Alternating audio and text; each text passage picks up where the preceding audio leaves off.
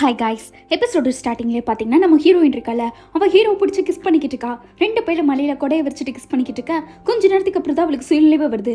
Hero கிட்ட கேட்டுட்டு இருக்கா, என்ன பண்ணிட்டு இருக்கேன்ட்டு. ஹீரோ அதை நான் கேட்கணுங்கிற மாதிரி சொல்லிட்டு இருக்கேன். ஐயோ இப்போ நான் என்ன பண்ணுறதுட்டு நம்ம ஹீரோயின் பார்த்தீங்கன்னா மலையில் ஓடிக்கிட்டு இருக்கா. ஹீரோ இந்த மலை வருது நடையாத அப்படின்ட்டு கொடையை பிடிச்சிட்டு பின்னாடி ஓடிக்கிட்டு இருக்கா.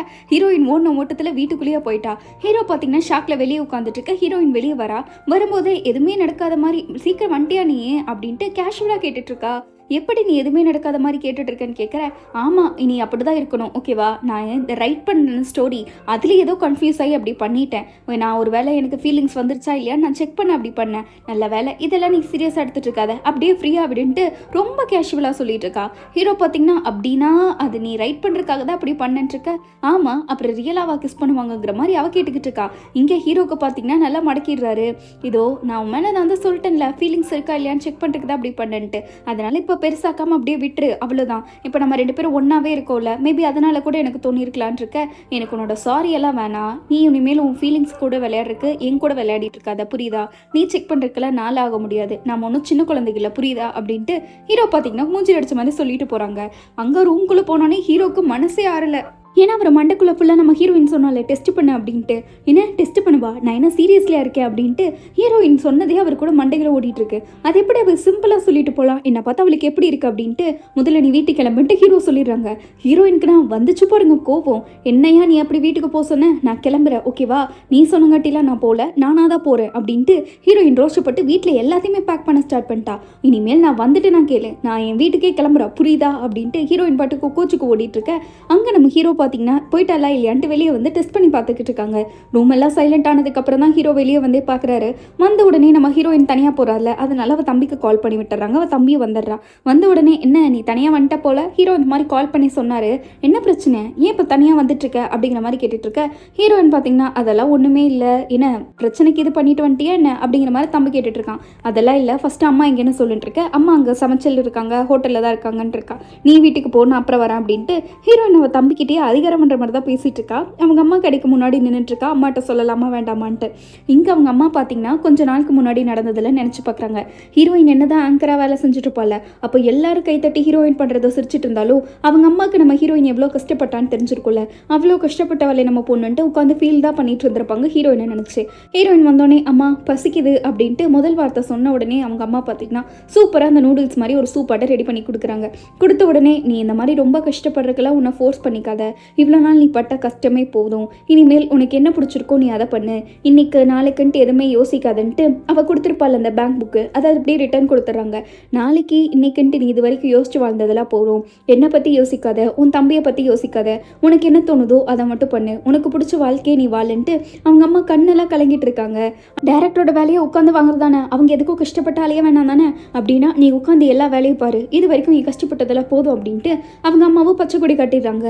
ஆனால் நீ இப்போ ஹீரோவோட வேலை செய்கிறேன்னு சொல்கிற, அதனால ஹீரோ கிட்ட நடந்த உண்மையெல்லாம் சொல்லிடு, அந்த டைமில் உனக்கு என்ன ஆச்சுன்னு சொல்லிடு, ஒரு நாள் தெரிய வந்தால் ரெண்டு பேத்துக்கும் கஷ்டமாயிடுங்கிற மாதிரி அவங்க அம்மா ஒரு சின்ன ரியாலிட்டி ஹிட்டு கொடுக்க ஹீரோயினும் அதை எப்படா சொல்கிறதுக்கு மாதிரி யோசிச்சுட்டு இருக்கா. இங்கே ஹீரோ பார்த்தீங்கன்னா நிம்மதியாக காலங்காத்தால ஜாகிங் போயிட்டு இருக்காங்க. அப்படியே அந்த கிளைமேட்டுக்கு பக்காவாக இருக்குன்னு வச்சுக்கோங்களேன். அப்படியே ரிலாக்ஸ்டாக போயிட்டு பாட்டி இருக்காங்களே அவங்களுக்கு தான் இவர் ஏதோ சாப்பிட்றதுக்கு வாங்கிட்டு வந்திருக்காரு.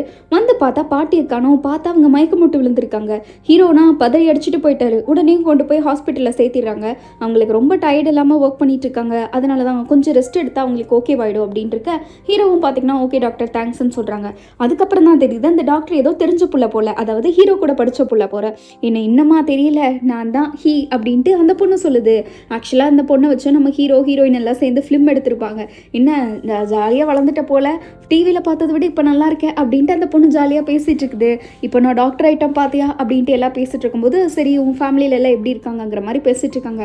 அதை ஏன் கேட்குற, நான் இந்த மாதிரி கல்யாணம் பண்ணிட்டேன் அப்படின்ட்டு. ஆக்சுவலாக அந்த பையனும் பார்த்தீங்கன்னா இவங்க கூட படித்த பையன் தான், ஸ்கூல் டூ லவ் அந்த மாதிரி ஆயிடுச்சு. ஓ நீயும் அவனுமா கல்யாணம் பண்ணிக்கிட்டீங்க அப்படின்ட்டு இவருக்கே ஆச்சரியம். ஏன்னா அந்த பையன் தான் சைக்கிள் ஓட்டிட்டு வந்திருப்பான், இந்த புள்ள நடிச்சுக்கிட்டு இருக்கும். அப்போ ரெண்டு பேரும் விளையாட்டாக சுற்றிட்டு இருந்தீங்க, இப்போ லவ் பண்ணி மேரேஜ் ஆகி குழந்தையே இருக்குதா, ரொம்ப பெரிய விஷயமாச்சு அப்படின்ட்டு ஹீரோ சொல்லிட்டு இருக்க. சரி எனக்கு டைம் ஆச்சு, நீ எப்போ ஃப்ரீயோ என்கிட்ட அப்போ கூப்பிடு, நம்ம ஒரு நாள் கண்டிப்பாக மீட் பண்ணி பேசலான்ட்டு அவங்க பேஷண்ட்டை பார்க்க போயிடுறாங்க. ஹீரோக்குன்னா ஆச்சரியம், என்னடா இது இவங்க ரெண்டு பேரும் கல்யாணம் பண்ணிட்டாங்களா, நம்ம நினச்சி கூட பார்க்கலையே அப்படின்ட்டு. இன்னொரு சைடு பார்த்தீங்கன்னா அவார்ட் ஃபங்க்ஷன் தான் இருக்குது, அதை காட்டுறாங்க. வேறு யாருமே இல்லை, ஜெனி இருக்காங்களே, அவங்க அம்மாவுக்கு தான் பெஸ்ட் டைரக்டரோ சம்திங் அந்த மாதிரி அவார்ட் கிடைச்சிருக்கு மேனேஜ்மெண்ட்டுக்கு. ஜெனி பார்த்தீங்கன்னா இப்போ ஏதோ ஒரு புதுசாக கம்பெனியோட அவர் ரிலேட் பண்ணிட்டு இருக்கா. பட் அந்த கம்பெனியை பற்றி எல்லா டீட்டெயில்ஸ்க்கும் அவங்க அம்மாவுக்கு தான் தெரியுது. கூகுளில் போட்டால் கூட அவர் பேர் வர மாட்டேது. அவங்க ஜெனியை கான்ட்ராக்ட் ரினியூவல் பண்ண சொல்கிறாங்க. ஜெனி பார்த்தீங்கன்னா டீட்டெயில்ஸ் எல்லாம் இல்லாமல் நான் கான்ட்ராக்ட் ரினியூ பண்ண மாட்டேன் இருக்கேன், உன் அம்மா இது வரைக்கும் உனக்கு நல்லது தானே பண்ணியிருக்கேன், சிவனே நீ என் பேச்சை கேளுன்ட்டு ஜெனியை பார்த்தீங்கன்னா அவங்க அம்மா ஃபோர்ஸ் பண்ணவே ஆரம்பிச்சிட்டாங்க. ஜெனி வந்துட்டு இப்பெல்லாம் பண்ணிங்கன்னா நான் ஒன்றுமே பண்ண மாட்டேன் பார்த்துக்கங்க அப்படின்ட்டு லாஸ்ட்டாக வார்னிங் கொடுக்குறா. ஆனால் அவங்க அம்மா அதெல்லாம் கேட்குற மாதிரியே இல்லை. அடுத்து அதே மாதிரி அவார்டுன்னு சொல்லிட்டு அவங்க அம்மாவுக்கு கொடுக்குறாங்க. கொடுத்த உடனே அவங்க அம்மா தான் கேமரா முன்னாடி சிரிப்பு போடுறதுல ரொம்ப சகஜமாச்சே. அதே மாதிரியே மேலேயும் போயிட்டாங்க. ஆக்சுவலாக இவங்க நிறைய டொனேஷனும் பண்ணியிருப்பாங்க போல, அதை பற்றி தான் பேசிட்டு இருக்காங்க. இதெல்லாம் என் பொண்ணு இல்லைன்னா சாத்தியமே இருக்கக்கூடாது, தேங்க்ஸ் ஜெனி, உன்னால தான் இன்னைக்கு எத்தனையோ பேர் நல்லா இருக்கிறாங்கிற மாதிரி சொல்ல அங்கே ஜெனிக்கு தேங்க்ஸ் சொல்லிட்டு இருக்க அவள் பார்த்தீங்கன்னா டக்குன்னு அவள் பாட்டுக்கு எஞ்சி போயிடுறா. அங்கே இருக்கிறவங்க எல்லாத்துக்கும் சரி ஒரு மாதிரி ஆக்வர்டாக ஆயிடுது. என்னடா இது பிள்ளை இப்படி பாட்டுக்கு நடுதா பேசாம எஞ்சி போகிறாளே அப்படின்ட்டு. அவங்க அம்மா அப்படியே சமாளிக்கணும்ல, அவளுக்கு ஷூட்டிங் இருக்குது அதனால தான் எஞ்சி போகிறா, இது வரைக்கும் வந்ததே பெருசுங்கிற மாதிரி அங்கே சமாளிச்சுட்டு இருக்க. இன்னொரு பக்கம் நம்ம ஹீரோவோட ஃப்ரெண்டு இருக்கார்ல, அவர் தான் காட்டுறாங்க. அவருக்கு இந்த மாதிரி ட்ரெஸ்ஸு வாஷிங் மிஷினில் கொடுத்துருப்பாங்க வாஷ் பண்ணுறதுக்கு, அதே மாதிரி வந்துடும். பட் அந்த லிப்ஸ்டிக் கரை மட்டும் போயிருக்காது. அதான் அவள் பின்னாடியே ஃபோன் நம்பர் எழுதி கொடுத்துருப்பாளே, இந்த மாதிரி என்னை காண்டாக்ட் பண்ணுங்க இந்த வாஷிங் வேணும்னா அப்படின்ட்டு.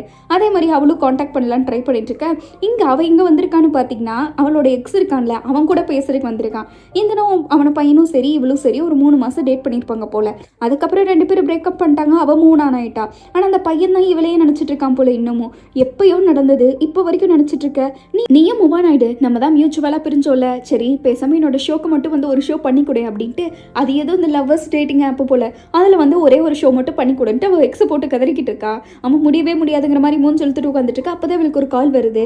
யாருன்னு பார்த்தோன்னா வேறு யாருமே இல்லை, நம்ம ஃப்ரெண்ட் இருக்காங்களா, அவங்க தான் கால் பண்ணுறாங்க. இவளுக்கு வாய்ஸை கேட்டோன்னே யார் அது லிப்ஸ்டிக்கா அப்படிங்கும் போது தான் அது அவன் பேசுகிறான்னு தெரியுது.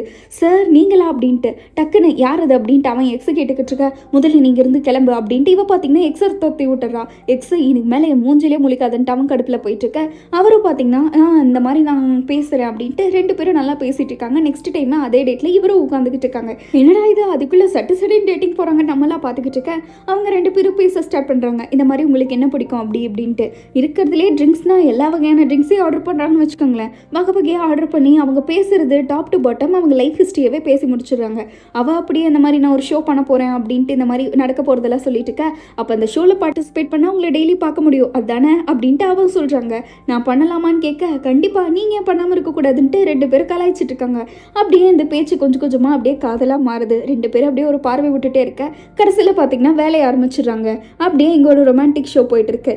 இவர் ஒரு மாதிரி நல்லா பேசிட்டு இருக்க, அந்த அம்மா ஒரு மாதிரி நல்லா பேசிட்டு இருக்குன்ட்டு இவங்களோட ஸ்டோரி அப்படியே டீப்பாக ஒரு ஒன் நைட் ஸ்டாண்ட் லெவலுக்கு போயிட்டு இருக்க. இன்னொரு பக்கம் ஹீரோயினை தான் காட்டுறாங்க. அவன் நம்ம ஹீரோ இருக்கார்ல அவரை தான் பார்க்க வந்திருக்கா. என்னடா இது இன்னுமே காணும் அப்படின்னு கால் பண்ணுறா. பட் அப்புறமா தான் அந்த மாதிரி அவர் சொல்கிறாரு, பாட்டிக்கு உடம்பு சரியில்லை, நான் ஹாஸ்பிட்டல் கூட்டிகிட்டு வந்தேன், என்னால் இன்னைக்கு மீட் பண்ண முடியாதுங்கிற மாதிரி. ஹீரோயின் பார்த்தீங்கன்னா அப்படியா சரி அப்போ நீ திங்ஸ் எல்லாம் மறந்துருப்பேன், நான் வேணா உனக்கு கொஞ்சம் எடுத்துகிட்டு வரேன் காலையில் அப்படிங்கிற மாதிரி சொல்லிட்டு இருக்கேன். ஹீரோவும் சரிங்கிறாரு. பட் அவர் வந்ததே அவங்க அப்பாவோட ஹாஸ்பிட்டலுக்கு தான். இதை கேட்டோன்னே ஹீரோயினுக்கு ஒரு மாதிரி ஆயிடுது. ஏன்னா அவங்க அப்பானாலே இவருக்கு பிடிக்காதல்ல, அங்கே வந்திருக்காரு அப்படின்ட்டு. இருந்தாலும் ஹீரோ பார்த்தீங்கன்னா எதுக்காக அந்த ஹாஸ்பிட்டலுக்கு போனாருன்னு தெரியல. பட் பாட்டி அதே ஹாஸ்பிட்டலில் அட்மிட் பண்ணிட்டு உட்காந்துருக்க. இவ கதை எழுதணும்னு ட்ரை பண்ணுறா. மணி 3 ஆனாலும் சரி 4 ஆனாலும் சரி நம்ம ஹீரோயினுக்கு பார்த்தீங்கன்னா மைண்டில் ஒன்றுமே இல்லை, ஃபுல்லாமே ஹீரோ மண்ணில் தான் ஓடிக்கிட்டே இருக்கு.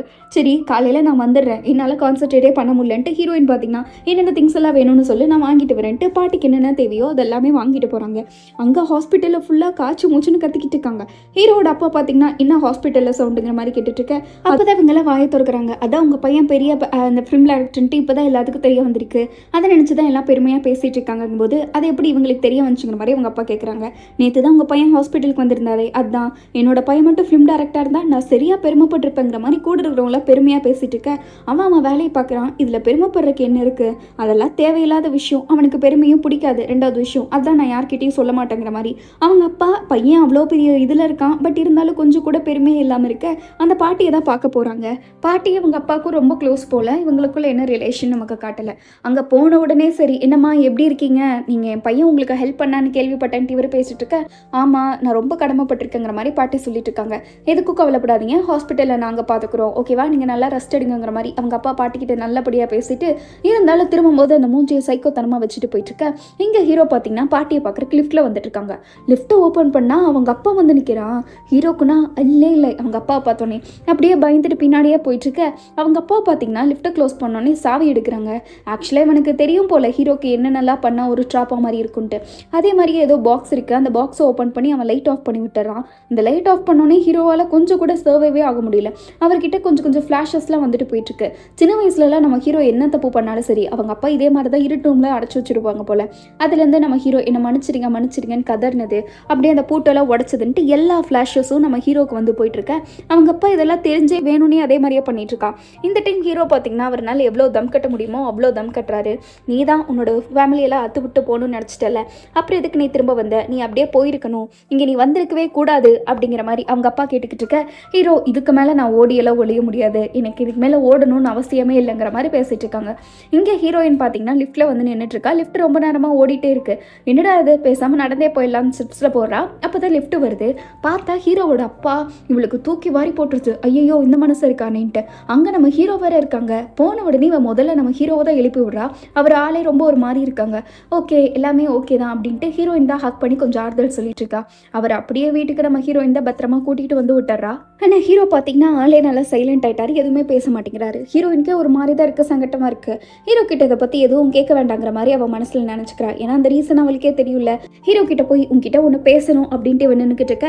ஹீரோக்கு தான் ஆல்ரெடி தெரியுமே எதை பற்றி பேச வந்திருப்பான்ட்டு. ஹீரோ வாயை திறக்கிறாரு. பட் ஹீரோயின் பார்த்தீங்கன்னா நான் இங்கே தான் உனக்காக இருக்கேன், நான் கொஞ்சமாச்சு நீ பேசணும்னு கேட்டேன், இங்கே கதவுலையாச்சும் வந்து உட்காரு அப்படிங்கிற மாதிரி சொல்லிடுறா. ஹீரோ பார்த்தீங்கன்னா இல்லை அப்படின்ட்டு ஏதோ ஒன்று பேச வரும்போது நீ ஒன்று தெரிஞ்சுக்கோ, நான் உன் கூட தான் எப்போவுமே இருக்கேன் அப்படின்ட்டு இருக்க. ஹீரோ அந்த உண்மையெல்லாம் சொல்ல வராரு. ஹீரோயின் பார்த்தீங்கன்னா கொஞ்சம் யோசிச்சு பாரு, அன்னைக்கெல்லாம் நம்ம அவங்கள வச்சு வீடியோ எடுத்துட்டு இருந்தோம், இன்னைக்கு 2 பேரும் கல்யாணம் பண்ணி குழந்தைய பெற்றுக்கிட்டாங்க. இதெல்லாம் நம்ப முடியுதா என்ன? லைஃப் எப்படி சேஞ்ச் ஆகுதுல்ல. அவன் என்ன நல்லா கிணத்தனம் பண்ணுறான்னு தெரியுமா? அவகிட்ட நான் படித்து சொன்னேன், அவனை சைட் அடிக்காத, விட்டுரு கேட்டால் அவ போயும் அப்படி போய் மாட்டியிருக்கா பாரு அப்படின்ட்டு ஹீரோயின் பார்த்தீங்கன்னா அவங்க ஸ்கூல் டேஸை கொஞ்சம் கலாய்ச்சி பேசிக்கிட்டு இருக்கா. ஹீரோக்கு அதெல்லாம் சிரிப்பு தான் வருது. அவர் சிரிஞ்சிட்டு இருக்காரு. இந்த மாதிரி இப்படியெல்லாம் வாழ்க்கை மாறுது பாரு, அப்படி இருக்கும்போது நம்ம மட்டும் ஏன் பயப்படணுங்கிற மாதிரி அவர் சிரிச்சுக்கிட்டே சொல்லிட்டு இருக்க. ஹீரோக்கு இதெல்லாம் ஒரு ஆறுதலாக இருக்கு. டக்குன்னு அவகிட்ட ரொம்ப தேங்க்ஸ், என்னோட வலி என்னன்னு தெரியாமல் நீ ஏன் எனக்கு ஆறுதல் கொடுத்துட்ருக்க, அதுக்கு நான் ரொம்ப தேங்க்ஸ் அப்படின்ட்டு ஹீரோ ஒரு பக்கம் நன்றி சொல்லிட்டு இருக்க. ஹீரோயின் ஒரு பக்கம் நின்றுட்டுருக்கேன்ட்டு இருக்க. இன்னொரு பக்கம் பார்த்தீங்கன்னா நம்ம ஜெனி இருக்கால, அவளை பற்றி இந்த அவார்ட் ஷோவில் போனால அதுக்காக ஃபுல்லாக எல்லா கமெண்ட்ஸில் கழுவி ஊற்றிட்டு இருக்கேன்ட்டு அதோட இந்த எபிசோட் முடிக்கிறாங்க. எப்படி கைஸ் நெக்ஸ்ட் எபிசோடில் தான் 2 பேத்துக்கும் என்னாச்சு, நம்ம ஹீரோயின் என்னானாங்க, ஜெனியோட கதை எப்படி ஆச்சு அப்படின்ட்டு ரொம்பவே ட்விஸ்ட் பண்ணியிருப்பான். அதெல்லாம் பார்க்கணுன்னா மறக்காமல் சப்ஸ்கிரைப் பண்ணிக்கோங்க. வீடியோ பிடிச்சிருந்தா லைக் ஷேர் எல்லாம் பண்ணிடுங்க. அடுத்து ஒரு சூப்பரான எபிசோடில் மீட் பண்ணுவோம். அது வரைக்கும் பாய் ஸ்வீட்டீஸ்.